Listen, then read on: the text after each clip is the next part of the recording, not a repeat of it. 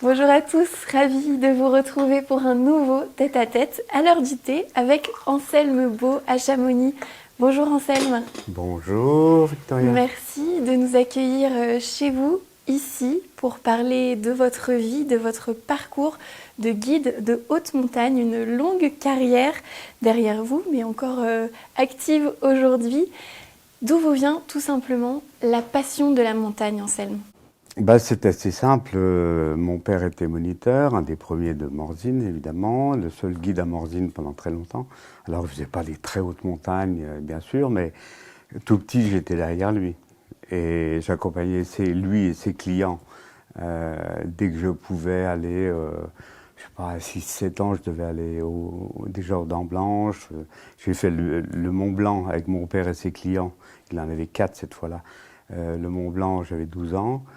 Et c'est plus qu'une passion, c'est une raison de vivre et je ne me vois pas faire autre chose. C'est votre vie et vous avez été pionnier à l'époque du ski extrême, du ski en pente raide, très raide. Comment vous avez vu évoluer cette pratique depuis ses débuts? Alors on peut préciser ce qu'on appelait à l'origine du ski alpinisme. C'était une façon de descendre les montagnes avec les skis, au lieu de descendre à pied, évidemment. Et aussi parce que tout jeune, j'étais au club des sports de Morzine, et on faisait des compètes. À 14 ans, j'ai eu une jambe cassée, donc ça m'a annulé complètement une saison, la saison d'après aussi. Et donc, les compétitions étaient à peu près arrêtées pour moi. Les compétitions du niveau qui allaient m'amener peut-être vers l'équipe de France. Donc là, c'était cuit.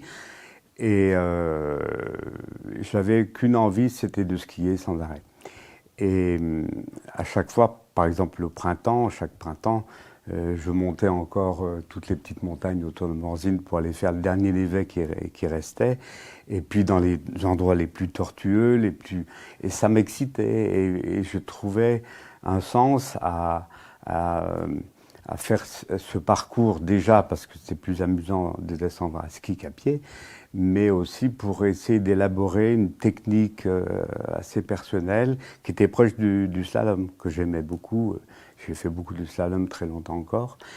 Et puis dans les années 70, j'ai rencontré un copain au stage de aspirant guide et plus tard guide, donc Patrick Valençon, et on a commencé à faire ensemble des premières, des choses qui ne se faisaient pas encore et qui se grimpaient par les guides ou les alpinistes et qui se descendaient en crampons. Et par exemple, quand on montait à l'Aiguille Verte un peu plus vite qu'eux avec leurs clients, on redescendait à ski sur la neige dure au mois de juillet. Et là, ils nous regardaient avec un air un petit peu pas méprisant, mais enfin, c'était pas terrible. Et finalement, ça s'est pas mal passé à chacune de nos aventures. Quelques petites années avant, il y avait un Suisse, Sylvain Saudan, qui avait fait quelques descentes. Et lui est monté assez souvent en hélico, ou aidé par ses copains guides. Alors nous, on voulait justement varier les choses et faire du véritable ski alpinisme. C'était une vraie aventure, l'exploration de la montagne, c'est ça qui comptait. Oui, c'est ça. Le plaisir de tout, d'être en montagne, de grimper, de skier et de faire en plus des choses qui n'avaient jamais été faites. Évidemment que c'était... Mais on n'était pas très nombreux à l'époque. Quel est le plus beau souvenir que vous gardez? Alors j'imagine qu'il y en a beaucoup, beaucoup, de ces ascensions, que ce soit ici ou à l'étranger, parce que vous avez aussi beaucoup voyagé. Oui, dès lors où je suis rentré à l'ENSA, à l'École nationale, pour être prof pour la formation des guides et des moniteurs, j'ai rencontré une équipe de formidables personnages qui sont Yves Paul-Villard, qui était un des premiers à faire les grandes expéditions, c'est aussi le maire de la Clusaz, et d'autres, Coudray, Pierrot Blanc, etc., Payot. Et là, j'étais dans les plus jeunes de cette équipe, et je suis parti au départ en 76, et en 77, on faisait déjà une grande traversée de 3 cols à plus de 6500 mètres, et puis une grosse expédition en 78, très importante de la guérie. On n'a pas réussi à aller au sommet à cause de la difficulté. C'était des piliers vraiment verticaux. On a mis 6000 mètres de corde fixe. Et donc là, j'avais aussi les skis. J'ai fait une descente d'ailleurs, après du 1000 mètres. Et c'est là où vraiment je trouvais ma place, parce qu'en étant prof et en faisant au plus difficile, au plus technique et au plus, comment dire, excitant, avec une bonne équipe, je me suis retrouvé dans une situation où la vie était très chouette, d'autant plus que en plus de la saison d'enseignement et dans les week-ends, je pouvais rendre mes clients. Donc j'ai toute une série de clients qui m'ont suivi depuis 50 ans maintenant. On le sent dans vos livres, hein, vous avez écrit plusieurs ouvrages autour de votre vie, de celle de votre beau-père aussi, James Coutet, un champion de ski. On sent que ce qui est important pour vous, c'est le partage, la transmission dans votre métier de guide ou d'enseignant à l'ENSA. C'est indissociable pour vous de la montagne, le partage? Oui, c'est un partage, et puis il faut essayer de...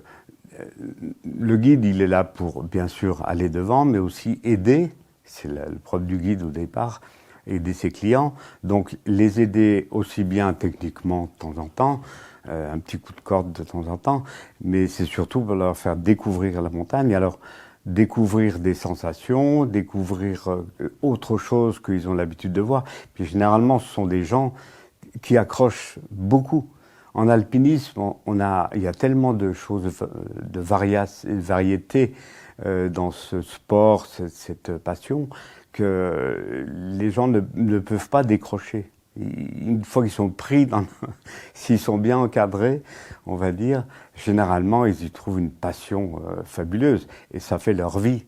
Surtout, on arrive à se transposer. Des fois, on va chez eux, en ville ou ailleurs, mais on comprend leur vie et la vie qu'ils ont lorsqu'ils sont avec nous, et surtout grâce aux montagnes. Et là, ils s'épanouissent la plupart. On sent cet attachement aux clients qui, pour certains, sont devenus même des amis. Vous le racontez dans différents ouvrages, Chamois clandestins ou Au pays des terres hautes. Oui. C'est une vraie réflexion, ces livres, on le ressent en tout cas comme une vraie réflexion sur la montagne qui se transforme en réflexion sur la vie. Sur la montagne, vous dites qu'elle est dangereuse, certes, qu'on ne peut pas dire pour autant qu'elle soit cruelle ou méchante, c'est pas sa vocation, mais pourtant vous avez, vous, perdu des amis, des proches en montagne, ça vous a jamais arrêté dans votre passion pour les sommets? Non, parce on peut analyser, et Dieu sait si on l'a fait, surtout après l'accident dramatique de mon fils aîné, qui a été percuté par un bloc de glace qui est tombé. Et donc, c'est pas de sa faute. Et la plupart du temps, enfin assez souvent, c'est pas la cause de la montagne. La montagne, elle est là, on y va, c'est de notre faute. Si on veut être en sécurité, on reste dans les pissenlits. Mais sinon, on peut réfléchir, et puis c'est aussi une technique, c'est une façon de vivre, un état d'esprit, mais c'est aussi, on est aidé par la technique qu'on met en place, ou que des amis ou des profs ou des gens qui ont fait beaucoup d'expériences avec nous, dont on garde beaucoup, on prend beaucoup de positifs, eh bien, on arrive à trouver un équilibre. La technique, on va dire gérer les risques. Gérer les risques, alors comme alpiniste tout seul ou guide, ou quand on fait pour soi-même en tant que copain, c'est une chose, mais c'est surtout de mesurer les risques et de décider pour les clients. Et c'est là que la personnalité du guide est tellement importante. Alors il faut le faire avec patience, ça c'est les mots de mon père qui était moniteur de ski, il m'a dit « Moniteur et guide, il faut être patient. Si on n'est pas patient, c'est pas la peine. » Bon, alors il y a compréhension, il y a mise à la place des difficultés de quelqu'un qui a des difficultés, donc pour l'aider, et puis découvrir ces sensations extraordinaires, des émotions. Pourquoi on écrit? J'écris parce qu'il y a des émotions. S'il n'y a pas cette émotion qui est transférée par la montagne et donnée par la montagne et par notre activité en haute montagne à travers les risques, moi je ne peux pas faire de roman. Donc j'écris des livres parce que ce sont des histoires vécues évidemment et qui m'ont sensibilisé. Alors pourquoi j'aide aussi à la formation des guides népalais ou des Sherpas ou des Gurus? C'est parce que j'ai trouvé en eux le même chemin, avec un peu de décalage, que quand j'étais enfant. J'étais enfant, mes grands-parents avaient des vaches, quelques vaches, mes parents aussi. Et puis on travaillait la terre, le bois, j'étais toujours avec mon père dans la nature. Et on n'avait évidemment pas les petites boîtes, heureusement pour nous, et tout ça, peu d'infos, mais on était en admiration non seulement des personnages comme mon père, qui était je le considérais à l'époque comme une force de la nature. Évidemment, il n'était pas ni grand ni hyper costaud, mais quand même il était une résistance incroyable, et puis d'une adresse formidable. Donc j'ai essayé de m'imprégner de tout ça, de copier. Et puis plus tard, en parcourant des livres comme ceux de Profusion Roche, de Bonatti, de Lionel Terret, tous ces grands alpinistes et surtout des skieurs aussi, comme mon beau-père, le hasard a fait que Jean Goutet, qui était champion du monde à 16 ans et demi, est devenu mon beau-père, ou je suis devenu son. Voilà. Et ça, c'était un argument de plus pour faire encore mieux. Ça, c'était dans les années, lorsqu'on s'est connus avec ma femme et qu'on s'est mariés un peu plus tard. C'était les années où, avec Patrick Valençon, ou tout seul, je faisais des grandes descentes à ski, des premières, qui étaient quand même très risquées. Mais on essayait d'avoir toujours un risque limité. Et pour parler un peu technique au niveau du ski qu'on a appelé ski extrême, parce que le ski alpinisme nous a été piqué par les gens qui faisaient de la peau de phoque avec le dossard sur le dos. Mais c'est ça le vrai ski alpinisme, c'est de monter une montagne et descendre à ski. Bref, donc à ce moment-là, les descentes étaient, il y avait beaucoup de descentes nouvelles, des premières à faire. Mon copain Patrick Valençon n'avait qu'un but, c'était de profiter de ça, de faire des films, de faire des conférences, comme les anciens faisaient, Frison Roche et tout le monde. Donc c'était ça son premier vœu. Et puis il y est arrivé. Moi j'ai fait très peu parce qu'on n'avait pas de film, on n'avait pas les GoPro, on avait très peu. Alors quand on a fait le premier film aidé par un autre cadreur, la caméra était de 12 kilos quand même. C'est pas la technologie d'aujourd'hui, effectivement. Évidemment que ça n'a rien à voir. On prenait quelques photos de temps en temps, surtout des diapos, c'était moins cher. Et puis tout ce qui est GoPro maintenant qu'on voit partout, formidable. Mais je remarque une chose, que ça se fait aussi l'hiver, dans de la neige poudreuse. Nous on faisait uniquement à partir de la fin du printemps, quand la neige était vraiment dure, que c'était ce qu'on appelle la neige de printemps, qui était un peu ramollie par le soleil. Et puis là, c'était une condition pour éviter les risques d'avalanche. Parce que en poudreuse, il y a quand même beaucoup plus de risques d'avalanche. Alors on a raté certaines descentes, parce que tout simplement, on attendait que les conditions soient de la neige dure. Techniquement, c'était plus difficile, et il fallait pas tomber, surtout pas.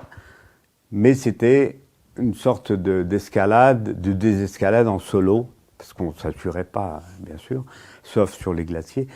Mais c'était une façon d'appréhender les couloirs et les descentes de pente raide d'une manière qui a beaucoup évolué. Quel regard vous portez justement aujourd'hui sur la pratique de la montagne et puis les évolutions dont on parle beaucoup, environnementales, le réchauffement climatique. Vous avez été un petit peu témoin aussi dans votre longue carrière de ce phénomène? Oui, bah c'est évident qu'on ne parle même pas des petits épisodes hélico, où on avait des concurrents qui se faisaient déposer en hélico pour faire la première avant nous. Mais enfin bon, ça c'est passager. Et puis, je ne suis pas contre l'hélico, mais pas pour ça. Et donc, à partir de là, c'est sûr que quand on prend un téléphérique, bah, évidemment, on utilise les techniques, la technicité actuelle, mais cette année, enfin depuis l'année dernière et cette année, ben, plus de télé. Alors là, on remet tout en question. Tout le monde va faire de la peau de phoque, découvre la peau de phoque. Ça tombe bien parce qu'il y a 20, 30 ans, 40 ans, il y avait très très peu de matériel. Et on était assez rare à faire de la peau de phoque. Et là, bah, cet hiver dernier, tout le monde s'est mis à la peau de phoque. Donc ça, c'est très bien. Tout le monde ne peut pas faire la montée et la descente après, mais j'ai eu bon nombre de mes clients cet hiver qui ont découvert, même s'ils connaissaient un petit peu la peau de phoque, mais qui ont découvert la montagne grâce au seul moyen qu'il leur restait, c'était de monter par eux-mêmes. Donc il y a ça qui a fait un beau changement. Il y a d'ailleurs mon ami Christophe Profit, qui est un grand alpiniste au niveau mondial, qui est à la Compagnie des Guides de Chamonix, qui a fait la préface du livre des 200 ans de l'anniversaire de la Compagnie des Guides, qui parle exactement de ça, qui parle justement du phénomène, alors que lui est très très proche de, même si quand il faisait ses exploits, il utilisait parfois l'hélico pour faire un portage, enfin quelque chose, ou en tous les cas pour se faire filmer. Mais depuis, il a complètement évolué. Il passe une semaine de temps en temps au refuge des Grands Mulets au Mont-Blanc. Il fait une sorte de stage avec des clients. Il leur fait découvrir la montagne. À la fin, ils font le Mont-Blanc s'ils peuvent. Mais ils font que de l'alpinisme et de la montagne. Ils pratiquent de la montagne. Voilà, c'est une façon qui a évolué beaucoup plus que ce qu'on vient de passer maintenant. C'est-à-dire que tout a été très très vite et qu'on arrive un peu... On est finalement arrivé un peu à bout de souffle. Alors on me dirait, oui, mais bon, moi je suis allé plus de 70 fois au Népal. Bien sûr en avion, évidemment. Alors, les protestateurs vont dire, mais alors tu prends l'avion, ouais, le carbone, machin, ben oui, c'était l'évolution, c'est vrai. On va essayer de réduire un maximum. Là au Népal, ben, j'étais beaucoup... C'est pour une bonne cause, puisque vous pour soutenez... la formation des guides népalais. On a fait beaucoup de formations. Ils sont une soixantaine maintenant, avec du niveau de nous. C'est une veste à eux, ça, c'est la même médaille qu'eux. Et là, ce sont des gens qui sont non seulement un petit peu proches de nous quand on était dans nos fonds de vallée, avec la nature et le travail obligatoire. Et encore, moi, j'étais pas le pire des cas, parce que les ancêtres, c'est encore autre chose. Bref, ça veut dire qu'on les aide à trouver de quoi travailler chez eux, parce qu'il y a beaucoup de ces Népalais ou des Sherpas qui partent à l'étranger pour travailler, puis faire des études, mais au Népal, il n'y a pas beaucoup de travail, à part le tourisme. Alors, le tourisme et l'himalayisme leur sert non seulement plus de moyens de gagner de l'argent en portant, mais ils sont bien maintenant des guides, de vrais guides. Si tu veux partir demain pour aller faire une ascension, ça dépend laquelle, mais quand même, je te dirais, bah, tu vas voir tel Sherpa ou autre, il y a des gourounes qui sont guides, eh bien, ils sont capables aussi bien d'aller faire cette ascension plutôt que de prendre un guide d'ici. Et je trouve que c'est raisonnable. D'ailleurs, c'est pour ça qu'on a commencé à faire une première fondation, la fondation Yves Paul et Villard, il y a 40 ans, pour aider les Népalais, les montagnards népalais, à être maîtres chez eux. Et ne plus qu'ils aient besoin d'attendre notre venue avec des clients pour qu'ils puissent travailler. Vous soutenez aussi les enfants du Népal avec une association qui porte le nom de votre fils décédé. Alors depuis le temps que je vais justement dans ces endroits, 70 fois, ça fait quand même quelques connaissances. Et je vais beaucoup dans une vallée, la vallée du Langtang, qui est pas très loin de Katmandou, et qui possède des sommets de 7000 mètres, et qui ressemble un petit peu à nos vallées, en plus profond, à nos vallées autour de Morzine ou Chamonix. Et là, j'y ai vraiment des gens auxquels je suis attaché.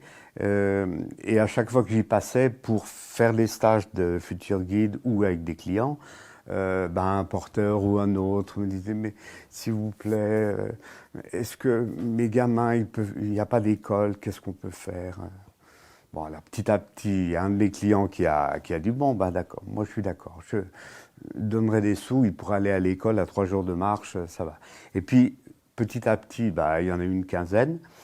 Et ces 15 enfants ont été allés à l'école pas très loin du village du Langtang, et à 3 jours de marche. Et puis, comme ils ont grandi un petit peu, après, forcément, ils allaient à Katmandou, il n'y avait pas d'autre solution. Et manque de chance, on va dire, en 2015, il y a eu les 2 journées de tremblement de terre dramatiques, surtout dans la vallée du Langtang dont je parle. Et là, il y a eu, comme c'est plus raide que les sommets du Mont Blanc, là, et le tremblement de terre a fait que les glaciers, un pan de montagne de glaciers s'est effondré dans un lac glaciaire. Ce lac glaciaire a débordé avec toutes les pierrailles et toutes les moraines qu'il y a autour, au-dessus du village, 350 morts.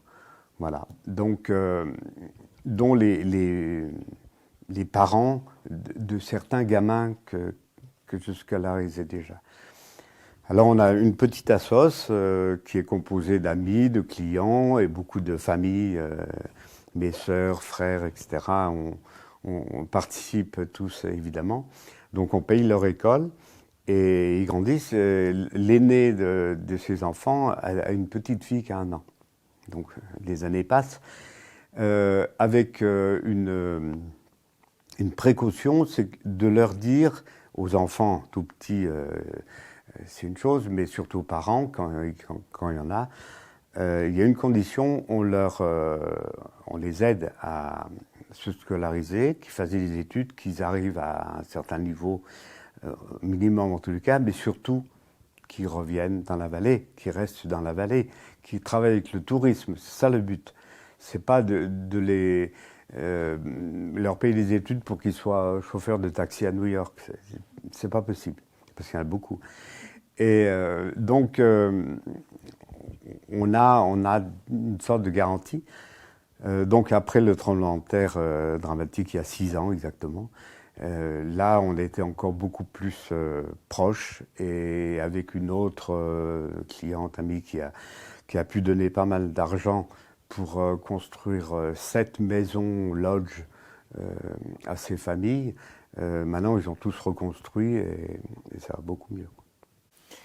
Pour terminer, Anselme, je voulais quand même dire un petit mot de votre autre fils, Christopher, qui a lui aussi la passion de la montagne. Complètement. Et la passion du cristal. Alors, il est passionné, il est guide, très très bon guide, fameux skieur, il a fait Coupe d'Europe, etc. Mais il s'est dévoilé pour tout petit déjà, il aimait bien les cailloux, et il est passionné, plus que passionné par les cristaux. Et donc, il passe, je dirais, entre 25 et 30 nuits en bivouac dans la montagne. L'hiver, pas trop, parce qu'il y a la neige, ça va. Mais l'été, il est constamment en haut. Donc il est vraiment passionné et il est suffisamment compétent pour expliquer plein de choses. Et puis, bien sûr que c'est la passion, c'est comme un chercheur d'or. Au bout d'un moment, il va vendre son or.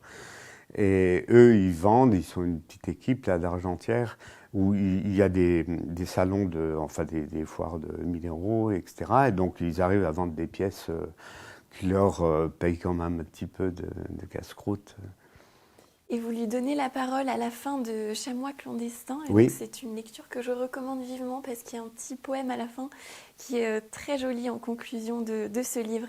Merci beaucoup Anselme de nous avoir accueillis, d'avoir partagé ce parcours. Et merci à vous de nous avoir avec plaisir. suivis. On se retrouve très vite sur 8 Mont Blanc.